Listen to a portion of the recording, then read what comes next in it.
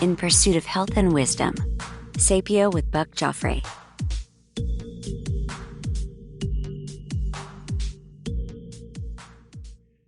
Now, most people don't have a problem exercising too much, but it is a problem for some. So we're going to talk a little bit about that.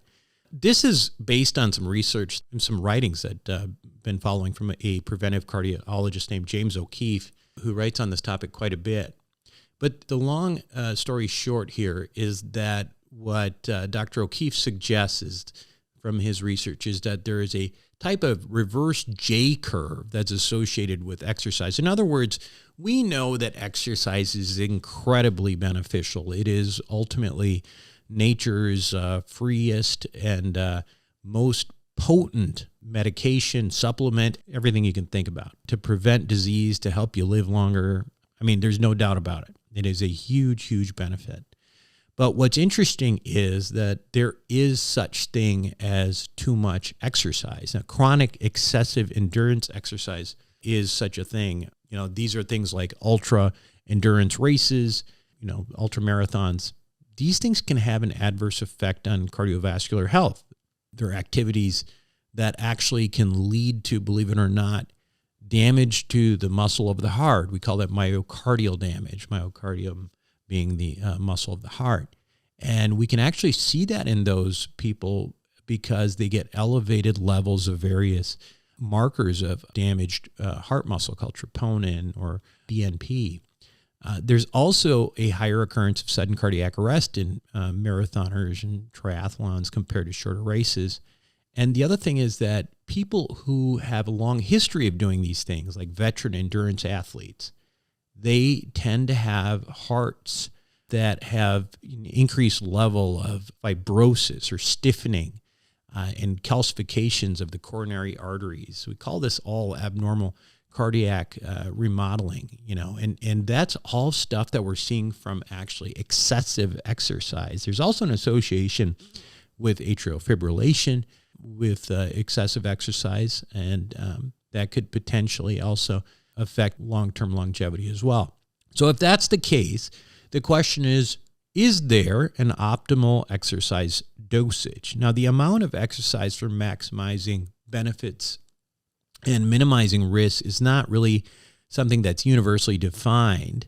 However, the current research suggests that sort of what they call the Goldilocks zone of exercise. In other words, what is sort of the just the right amount, right? If you're trying to think of how much it is, it's defined right now as, or at least the research suggests, it is about 2.5 to 5 hours per week of moderate or vigorous physical activity.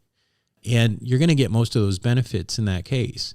Now, if you're actually doing more than 10 hours per week of exercise, the idea is that you could potentially reduce these health benefits. And I'm not talking about walking. I'm not talking about, light exercise. I'm talking about heart pounding, excessive sweating, that kind of thing for over 10 hours per week can actually not only diminish the positive effects of exercise, but can potentially lead to adverse cardiovascular effects as well.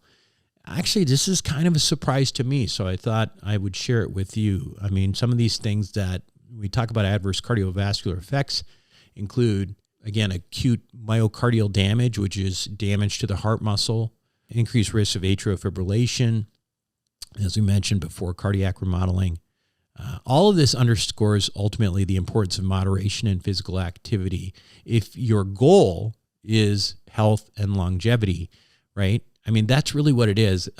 If you're exercising, you have to know what your goal is. And especially if you're in your mid 40s or above, the goal is probably for most of you to stay in good health. If the goal is to stay in good health and live a long, healthy life, excessive exercise could actually be detrimental to that, believe it or not. Anyway, that is what the literature says, and that's it for me on this little medical update. I'm Buck Joffrey with Sapio. If you like what I'm doing, make sure to like, share, and subscribe.